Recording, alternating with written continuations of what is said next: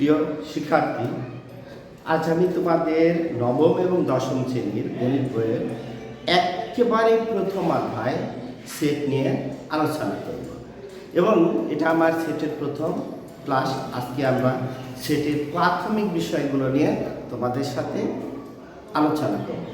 আসুন আজকের ক্লাস শুরু করছি। দেখো, সেট কথাটার সাথে আমরা কম বেশি অনেকে পরিচিত। আমাদের দৈনন্দিন জীবনের একটা কমন সেট হলো ডিনার সেট। ডিনার সেটে থাকে, সেখানে বড় প্লেট থাকে, ছোট প্লেট থাকে, চামচ থাকে, গ্লাস থাকে, জগ থাকে, ইত্যাদি ইত্যাদি। কিন্তু ডিনার সেটের মধ্যে তুমি কিন্তু এই একটা কলমকে পাওয়া যাবে না, বা ডিনার সেটের মধ্যে তোমাদের নবম শ্রেণীর গণিত বইটি পাওয়া যাবে না। কারণ ডিনার খেতে আমাদের যে সমস্ত জিনিস বা উপকরণ প্রয়োজন হয়, সেই জিনিসগুলোই শুধু আমাদের ডিনার সেটে থাকবে। তাহলে দেখো, সেটের একটা সংজ্ঞা দেওয়া যায়। সেটের সংজ্ঞাটা হলো আমাদের বাস্তব জীবনের বা চিন্তন জগতের সুসংজ্ঞায়িত বস্তুর সমাবেশ বা সমারোহকে সেট বলা হয়। বাস্তব জগতের বা চিন্তন জগতের সুসংজ্ঞায়িত বস্তুর সমাবেশ বা সমারোহকে সেট বলা হয়। দেখো, বাস্তব জীবনের মানে যেটা আমাদের বাস্তবে আছে, বাস্তব জগতের বা চিন্তন জগতের মানে যেটাকে নিয়ে আমরা বাস্তবে চিন্তা করতে পারি। বাস্তব জগতের বা চিন্তা জগতের সুসংজ্ঞায়িত মানে নির্দিষ্টভাবে বলা যায় যে আমাদের এখানে এই জিনিসটা থাকবে। বস্তুর সমাবেশ, সমাবেশ মানে একত্রিত হওয়া, সমাবেশ বা সংগ্রহকে আমরা সেট বলি। সংগ্রহ মানে অনেক রকম থেকে বেছে বেছে নির্দিষ্ট জিনিসগুলোকে আলাদা করে দেওয়া। এই সব কাজগুলোই আমরা করব তোমাদের সেটের সাথে। দেখো, একজন সেটের আবিষ্কার করেছে। দেখো, তোমাদের এখানে আমি প্রথম কোটেশন দিচ্ছি, সেটের আবিষ্কার। জার্মান গণিতবিদ জস ক্যান্টর সেট আবিষ্কার করেছেন। জার্মান গণিতবিদ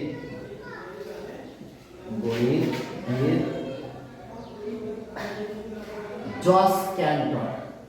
দেখো,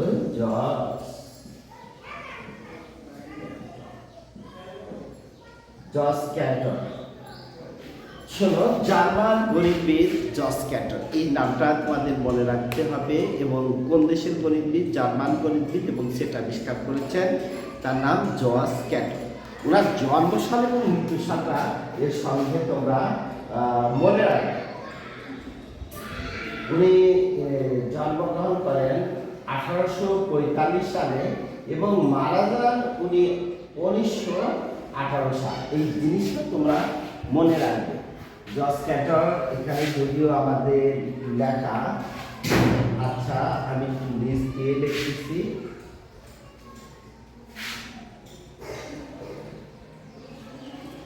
জস ক্যান্টর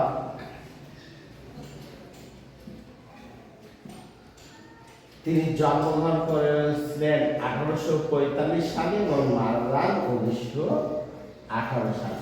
এটা তোমরা মনে রাখবে। তো দেখো, এবার আসতেছি আমরা সেটের প্রকাশ।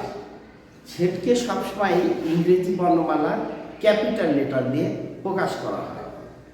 আমি আবার বলছি, সেটকে সবসময় ইংরেজি বর্ণমালার capital letter, not small letter.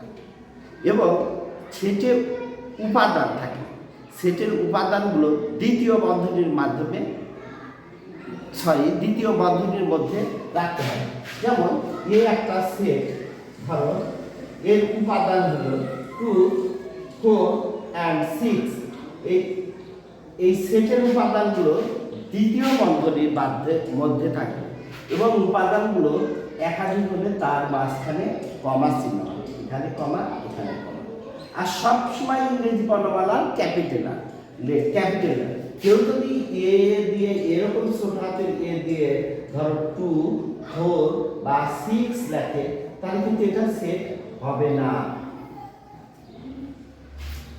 আচ্ছা, এবার আসো,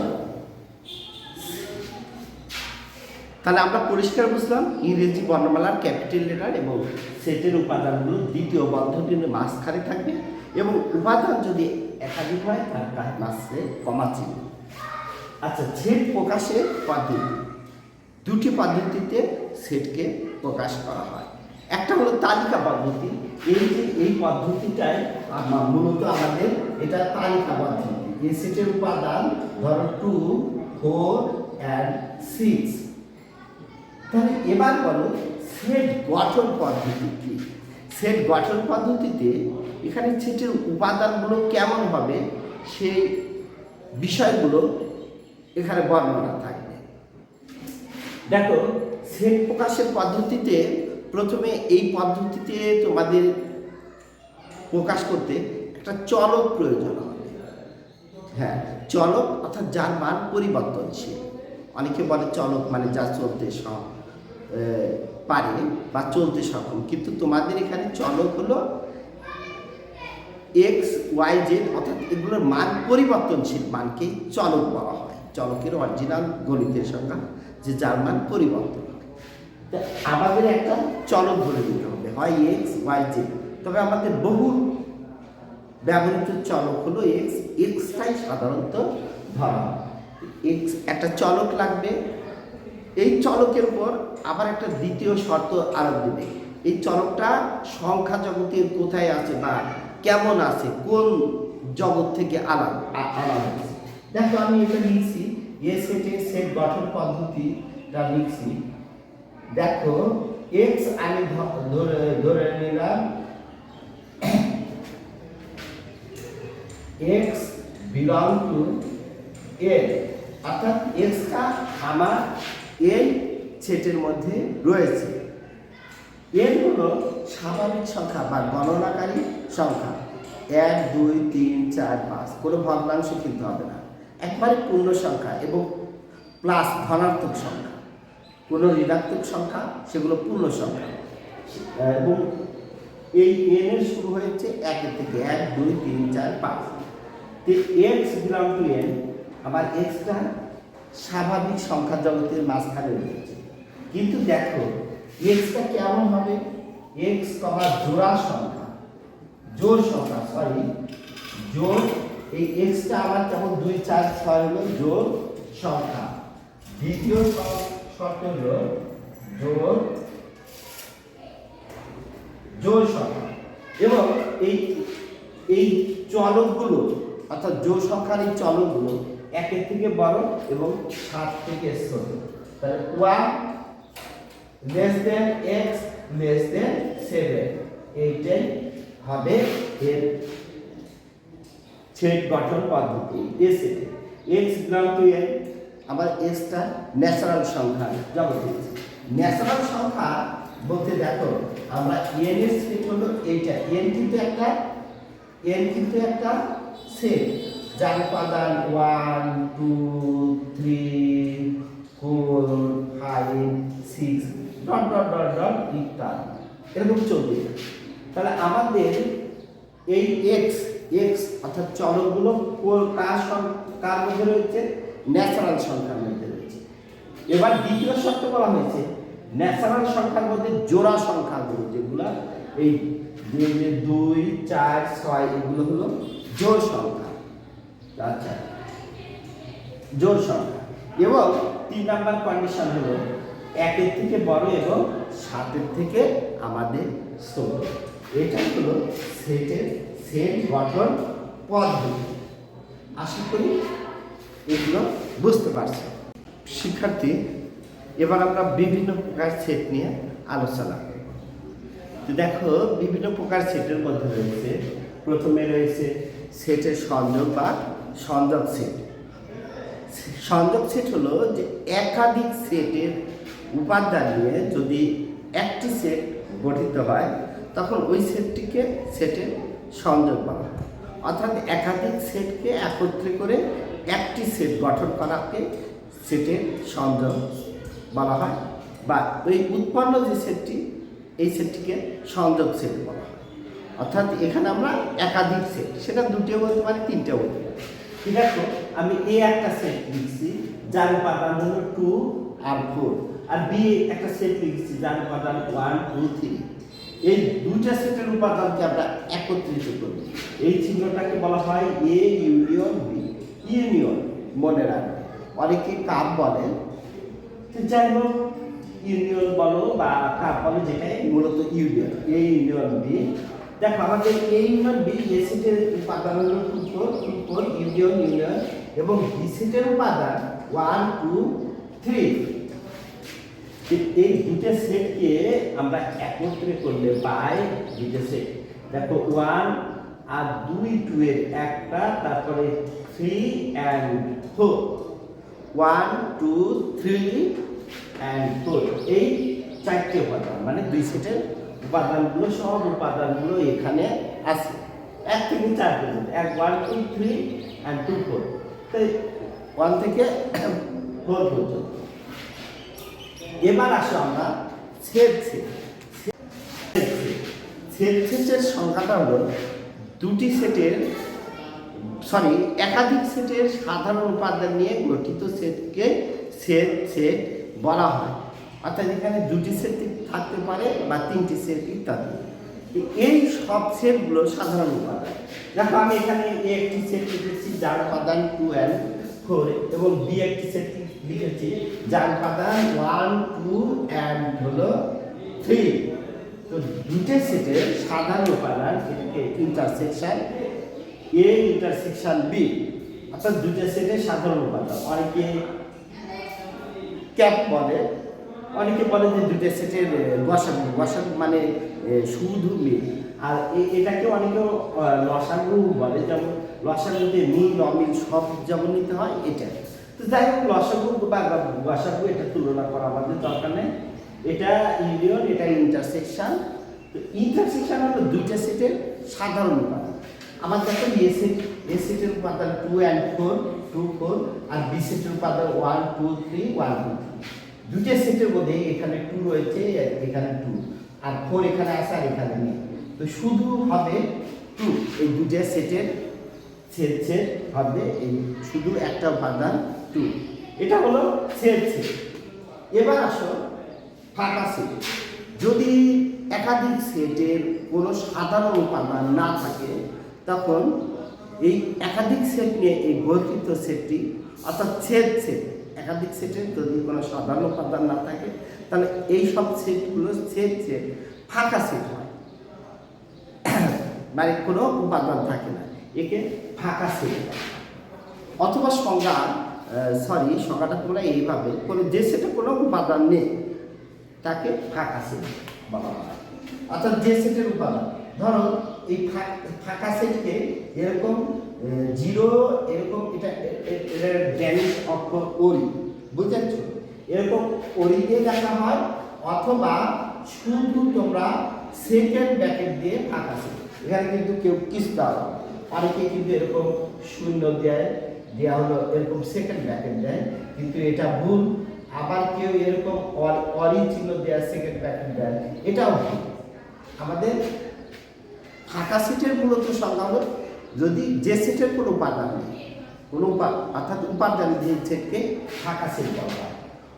তাহলে আমরা আশা করি বুঝতে পারছি সেটের সংজ্ঞা সেট এবং ফাঁকা সেট। এরপরে আর কিছু সেট নিয়ে আলোচনা করছি। এবার আমরা সার্বিক সেট নিয়ে আলোচনা করব। সার্বিক সেট হলো আমাদের যত সেট নিয়ে আলোচনা করতেছি, এই সকল সেটের উপাদান যদি একটা নির্দিষ্ট সেটের মধ্যে অন্তর্ভুক্ত থাকে, মানে তখন এই সেটটিকে সার্বিক সেট বলা হয়।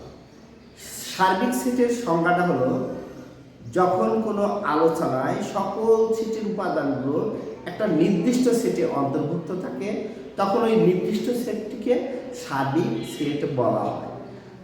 সার্বিক সেটকে সাধারণত ইউ দিয়ে, এবং সাধারণত বা মূলতই বলো ইউ দিয়ে প্রকাশ করা হয়।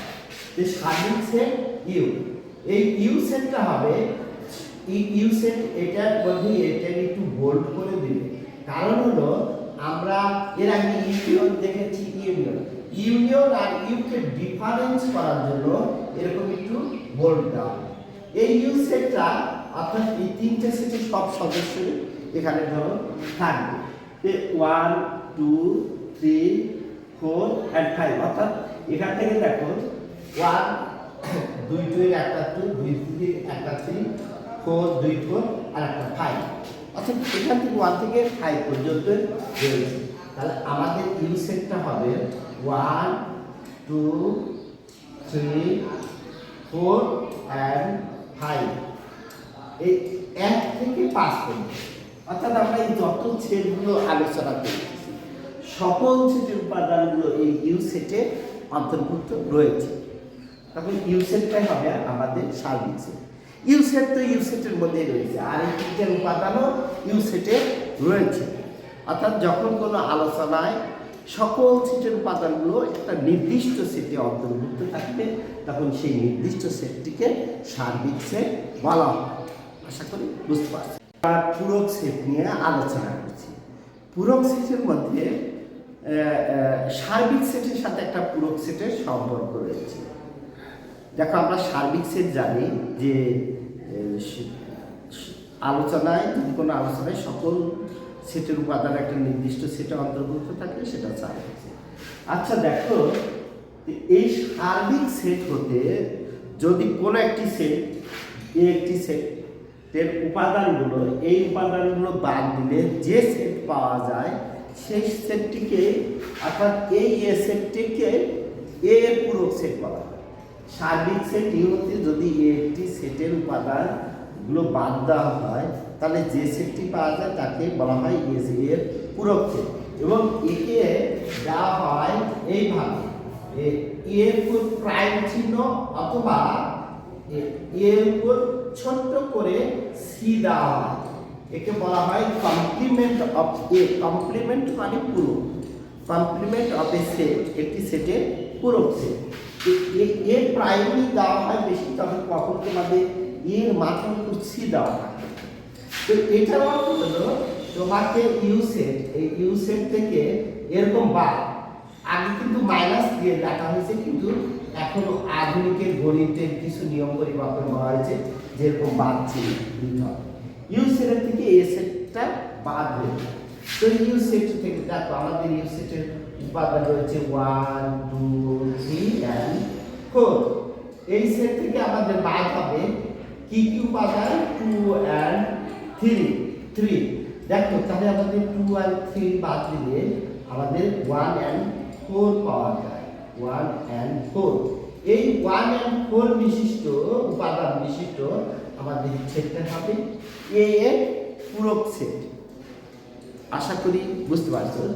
আবার আমি বলছি এটা একটা সার্বিক সেট। সার্বিক সেট হতে যদি কোনো একটি সেটের উপাদানগুলো বাদ দেওয়া হয় অর্থাৎ এই যে ইউ সেট হতে এ এর উপাদানগুলো আমি বাদ দিই, বাদ দিলে পাওয়া যাবে এ প্রাইম সেট। একে এ এর প্রাইম বা কমপ্লিমেন্ট অফ এ এই উচ্চারণ হবে কিন্তু কমপ্লিমেন্ট অফ এ। তো ইউ বাদে ইউ সেটে দেখো 1 থেকে 4 পর্যন্ত রয়েছে 1 2 3 and 4। এ সেটে রয়েছে 2 and 3। তো এই 2 আর এই 2 বাদ যাবে, 3 and 3 বাদ যাবে, তাহলে 1 and 4। এটা হলো আমাদের পূরক সেট। এবার দেখো নিঃছেদ সেট। নিঃছেদ সেট যদি দুটি সেটের কোনো সাধারণ উপাদান না থাকে, সেখানে দুটিও হতে পারে তিনটিও হতে পারে। তো যদি একাধিক সেটে যদি কোনো সাধারণ উপাদান না থাকে তখন ওই সেটগুলোকে পরস্পরের নিঃছেদ সেট বলা হয়। সেখানে একাধিক সেট, যেমন আমি লিখতেছি দেখো এ একটা সেট, এর উপাদান হলো 1 and 3, আর বি একটা সেট যার উপাদান হলো 2 and 4। দেখো এই দুটো সেটের কোনো সাধারণ উপাদান নেই। সাধারণ উপাদান মানে এ ইন্টারসেকশন বি। দেখো 1 and 3 and intersection 2 and 4। দেখো এখানে কোনো সাধারণ উপাদান নেই, তাই ফাঁকা আছে। ঠিক আছে, অর্থাৎ এটা নিঃছেদ সেটের কাছে এইভাবেও বলা যায় সংজ্ঞাটা।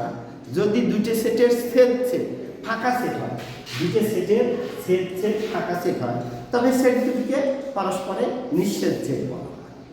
অর্থাৎ নিঃছেদ সেখানে একাধিক, যদি তিনটি সেটে যদি কোনো সাধারণ উপাদান না থাকে তবে সেট তিনটিকে পরস্পরে নিঃছেদ, এ নিঃছেদ বি, বি নিঃছেদ সি, সি নিঃছেদ এ, এরকম পরস্পরে নিঃছেদ সেট। তো যদি দুটি হয় এ ও বি পরস্পর নিঃছেদ সেট, মানে দুটি সেটের কোনো সাধারণ উপাদান নেই। এবার পূরক সেট, নিঃছেদ সেট। এরপরে আসি অসীম সেট, যে সেটের উপাদান সংখ্যা অসংখ্য, মানে গণনা করে শেষ করা যায়। অসীম সেট, অসীম সেট সেটা হলো এই ধরনের সেটের উপাদানে থাকে। ধরো এই যদি তালিকা পদ্ধতিতে লেখা হয় তাহলে এর সাথে ডট ডট থাকবে, যেমন 2, 4, 6, 8, এগুলো জোড়া সংখ্যা ডট ডট চলতে আসে। এই সেটটা হলো অসীম সেট। তাহলে 3 নাম্বার সসীম সেট, সরি এখানে আর দিয়েছি, সসীম সেট, সসীম সেট অর্থাৎ এখানে আমাদের যে সেটের উপাদান নির্দিষ্ট, যেমন এ সেটের উপাদান বা বি সেট, এ সেটের উপাদান ধরো 1 and 3, এই দুটো নির্দিষ্ট করে আমরা বলতে পারতেছি। যে সেটের উপাদান নির্দিষ্ট মানে গণনা করা যায় তাকে সসীম সেট বলা হয়।